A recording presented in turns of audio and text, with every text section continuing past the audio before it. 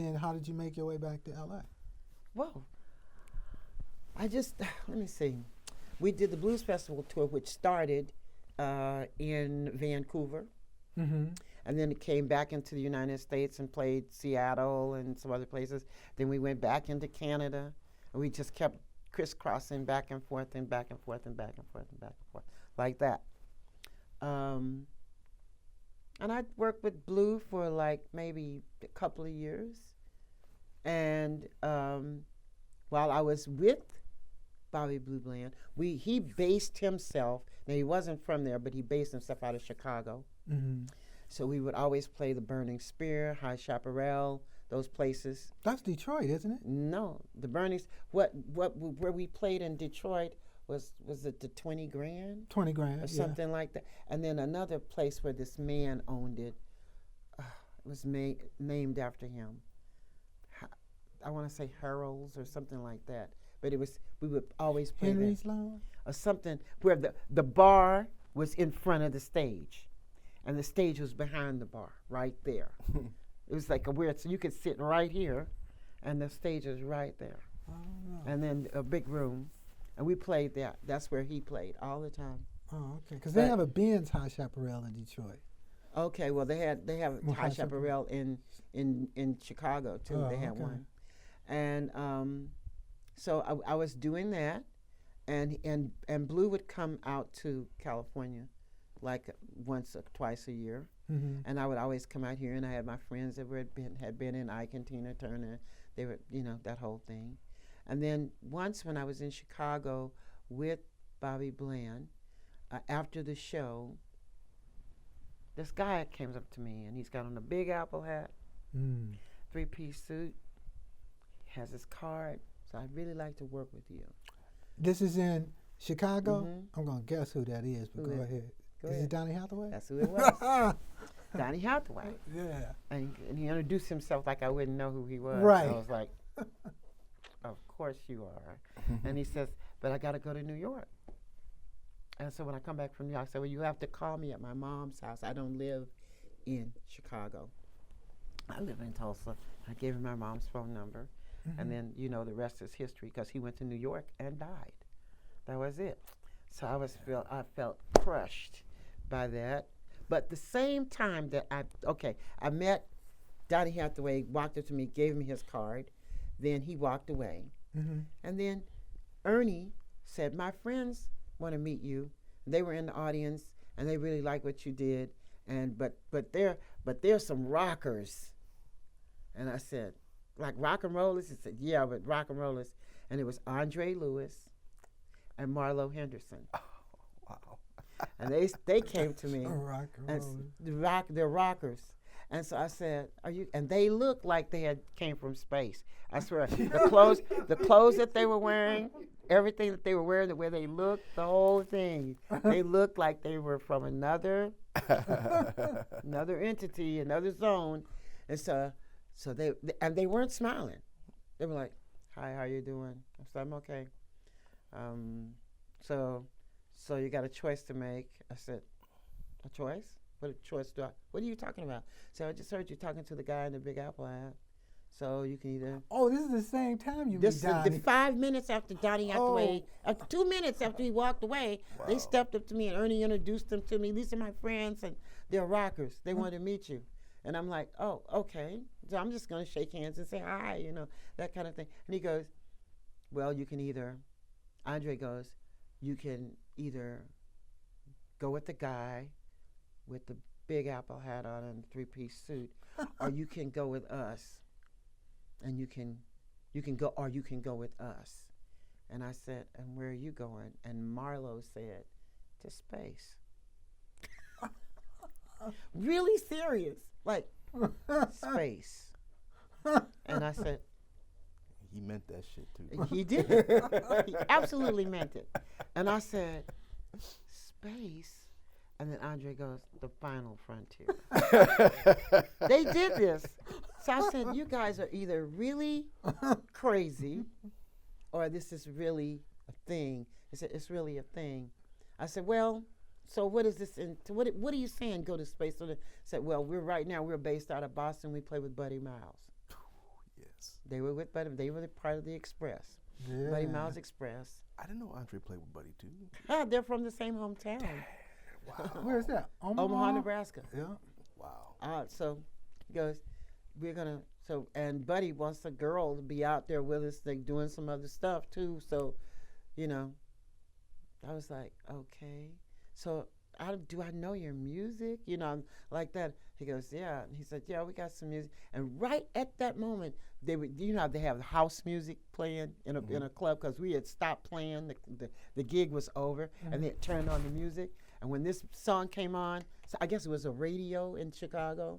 They said the DJ was saying something like, and this is the latest from the Buddy Miles Express. And he said, and they went like that, and it was dun dun dun dun dun dun dun dun dun dun dun dun bum bum bum dun dun. No, my mind is going. So I'm trying to get this time thing together. So is this after Band? This is before Band of Gypsies or after? No, after Band of Gypsies, well, right after. They did that song on Band of Gypsies. Yeah, but it's his Buddy song. did His it. song, Yeah, and on his album, But, on Buddy Miles Express. It's Down by the River on Buddy Miles? Yes, it is. And Andre and Marlo are playing all over that. Okay. So I said, so what am I going to do? So actually, you're part of a plan. And I said, what kind of plan is that? He said, we're actually going to make our own band. And you're going to be part of our band. So get busy writing songs. And I was like, okay, but I already got a job. I'm kind of got a job. Blue Bland. With Bobby Blue Bland. Yeah. So, like, what do you guys, I mean, I can't just, you know, that wouldn't be right. This is a gig, too, a paying gig. I'm paying. So what am I going to do for money? Right. You know, am I going to get paid? You know, I have to ask these questions, you know. So Andre said, you don't have to worry about money. I go, okay, but I do worry about money. That's just in my nature. You know, I said, do worry about money. And so he says, okay, so, maybe, so he looks at Marlo and he goes, so maybe she needs Marlo goes, maybe she needs a relocation fee or something. And I'm like, I have a job. I have to, like, do my job. And then when do you want to do this? As soon as possible. I said, well, I have to go back home. I have to make these arrangements. And you have to tell me what kind of money, you know, is really, you have to be more clear. And where do they want you to move to? Do you know? Boston, Massachusetts. Okay, Boston. And so I was like, okay, I don't know. So then I go back we played Wichita, Kansas, and we had a bunch of gigs. We had Wichita, Kansas, Detroit, Atlanta. We played Dallas, and then we went back to Tulsa. And then we played Tulsa. The Bobby Bland played Tulsa. When I got to Tulsa, meanwhile, I went to all those gigs, playing those gigs. Every time I would step on the stage at any of those gigs, Andre Lewis would be in the audience. He's going to every show? Every city in every state that we were going to. He was there. And I didn't see him, like, anywhere else, like after the show. Oh, wow. Or before the show. No, just in the audience in the front row, like, don't say hello, nothing. Just, I was like, what is this? This is weird. So I said to Ernie, I said, your friend is creepy. I said, yeah. I said, is he weird? What is he doing? Why is he? He said, he's checking you out. I said, well, he's heard me sing. Why is he in Atlanta? I met him in Chicago, and we made an exchange, but nothing, you know, I thought he was going to send me something or tell me something. Or what he said, well, maybe he's just making up his mind or something. I don't know. I don't know what to tell you, you know. I was like, well, it's weird. Then I go to Texas, and then there he is in Texas. Still, he didn't come backstage. He didn't say anything. Just disappeared. Then when I get to Tulsa, my mother says, oh, you got a lot of messages from this really nice gentleman, Mr. Andre Lewis. I said, what? Yeah, and so I wrote it down, and he's here, and he's going to be at the show tonight.